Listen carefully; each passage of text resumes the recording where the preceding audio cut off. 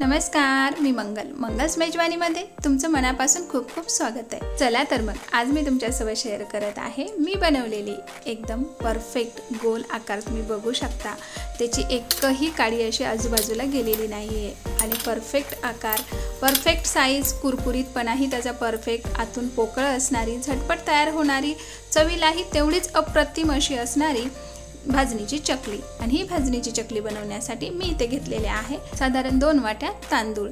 तर हे तांदूळ मी इथे 2 वाट्या मोजून घेते आहे। मी हे रेशनचे तांदूळ घेतलेले आहे। त्यानंतर मी इथे 1 वाटी हरभऱ्याची डाळ घेतलेली आहे। त्यानंतर एक अर्धी वाटी मी इथे मुगाची डाळ आणि पाव वाटी उडदाची डाळ घेतलेली आहे। मुगाची डाळ मी इथे सालाची घेतलेली आहे, तुम्ही बिना सालाची वापरली तरी चालेल। आता हे मिक्स करून वेळ असेल तर स्वच्छ धुवून माझ्यासारखं असं कडकडीत असं वाळवून घ्या, नाही तर मग तुम्ही नुसते तांदूळ धुवून घ्या आणि डाळी वगैरे कपड्याला स्वच्छ पुसून घ्यायच्या तरी सुद्धा चालते। आणि तेवढाही वेळ नसेल तर तांदूळ आणि डाळी दोघंही स्वच्छ कपड्याने पुसून घेतल्या तरी चालते। आता हे सर्व मी कडकडीत वाळवून घेतलेलं आहे। आता त्यामध्ये 1 वाटी पोहे घालते। पोहेने काय चकलीला छान कुरकुरीतपणा येतो आणि चकली हलकी होते। त्यानंतर एका वाटीला 1 चमचा असं मी 4 चमचे धणे आणि 1.5 चमचा जिरं घातलेलं आहे। आता हे मसाले आपण आपल्या आवडीप्रमाणे घालायचे आहेत। आता हे सर्व मिक्स करून घेतलेलं आहे। आता ह्याची आपण छानशी अशी भाजणी तयार करून घेऊया। त्यासाठी कढईमध्ये 2 वाट्या हे सर्व मिश्रण घालायचं आणि मंद आचेवर, वेळ लागला तर लागू द्या, कारण वेळ दिल्याशिवाय कोणतीही गोष्ट परफेक्ट होत नाही किंवा आपल्याला पाहिजे तशी होत नाही। त्यासाठी मंद आचेवर 7 ते 10 मिनटं आता ही भाजणी आपल्याला चांगली भाजून घ्यायची आहे, ही जळू द्यायची नाही आहे। आणि भाजल्यानंतर मात्र आपल्याला ही कपड्यावर काढायची आहे। कपड्यावर काढल्याने काय होते की याला घाम येत नाही। तुम्ही जर परातमध्ये वगैरे काढलं तर त्याला घाम येऊ शकतो, पुन्हा ओलसरपणा येऊ शकतो। त्यासाठी ही सर्व भाजणी आपल्याला कपड्यावरच काढून घ्यायची आणि असं पसरवून घ्यायचं।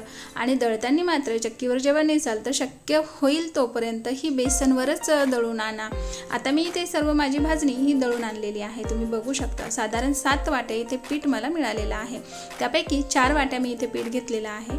आता आपण मसाले काढून घेऊया। आता मसाले मी अगोदरच सांगितलं की आपल्या आवडीप्रमाणे घालायचे। आता मी इथे चवीनुसार मीठ घातलेलं आहे, 1 चमचा ओवा घातला, त्यानंतर अर्धा चमचा काळी मिरी पावडर, 4 चमचे तीळ घातलेले आहेत, तुम्ही बघू शकता।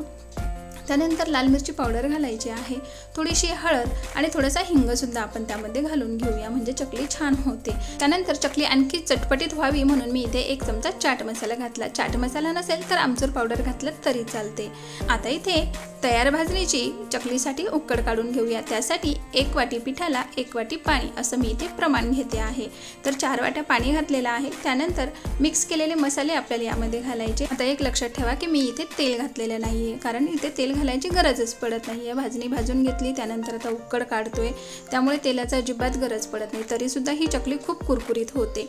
आता या पाण्याला छान उकळा आला की त्यामध्ये आपल्याला भाजणीचं पीठ घालायचं, फटाफट असं मिक्स करून घ्यायचं आहे। आता गॅस बंद करायचा आणि झाकण ठेवून द्यायचं जवळपास 5 ते 7 मिनटं। जास्त वेळही आपल्याला याला उकळवायचं नाही आहे, कारण जास्त वेळ उकळलं तर ही चकली आपली मऊ पडू शकते।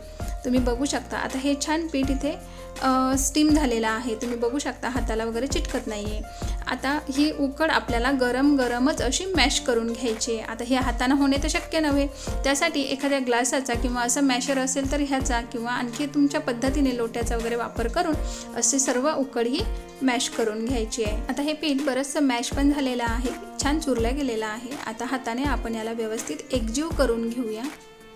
अशा पद्धतीने छान एकजीव हे पीठ झालं की याच्यावर झाकण ठेवायचं आणि थोडा वेळ बाजूला ठेवून द्यायचं। तोपर्यंत आपण दुसरी तयारी करून घ्यायची। साचा वगैरे काढून ठेवला की आता हे पिठाचा एक छोटासा गोळा तयार करायचा। आता हा गोळा आपल्याला भाकरीच्या पिठासारखा एकदम मऊ असा हा तयार करून घ्यायचा आहे, म्हणजे जास्त पातळ नाही करायचा, पण तो नरम झाला पाहिजे। अशा पद्धतीने तुम्ही बघू शकता, म्हणजे काय होईल की साच्यातून चकली बाहेर पडण्यासाठी सोपं होईल। आता हे मळलेलं पीठ साच्यामध्ये भरून घ्यायचं आणि सरळ अशी चकली पाडायची। आता तुम्ही म्हणसाल हा काय प्रकार आहे, तर हा प्रकार आहे चकली बनवण्याचा घ्या किंवा परफेक्ट गोल आणि एका साईजमध्ये चकली बनवण्याची सगळ्यात सोपी पद्धत. आता आपल्याला कधी काय करावं लागते, प्लेटवर पाडावं लागते किंवा असं प्रॉपर बघावं लागते खाली वाकून की हां परफेक्ट गोल आली की नाही. पण तुम्ही आता इथे बघू शकता की किती परफेक्ट आणि एकदम सोप्या पद्धतीने इथे मी चकली तयार केलेली आहे. कसलंही टेन्शन नाही आहे, खरंच सांगते. अशा पद्धतीनं जर तुम्ही चकली बनवली ना, तुम्हाला कोणाच्या मदतीची सुद्धा गरज पडणार नाही. तुम्ही एका वेळी असे सर्व तार काढून घ्यायचे आणि हाताने असे वळून घ्यायचे. एकीकडे तळणं पण चालते आणि एकीकडे वळणं पण चालते. म्हणजे इथे आता मी बघा तुम्ही सर्व चकल्या तयार करून घेतलेल्या आहे. एकसारख्या आकाराच्या आलेल्या आहेत, जसे का रेडीमेड आपण आणलेल्या आहेत. आता तेल छान तापल्या गेलं. सगळ्यात महत्त्वाचं, चकली तळताना तेलाचं टेम्परेचर हे आपल्याला कळलं पाहिजे.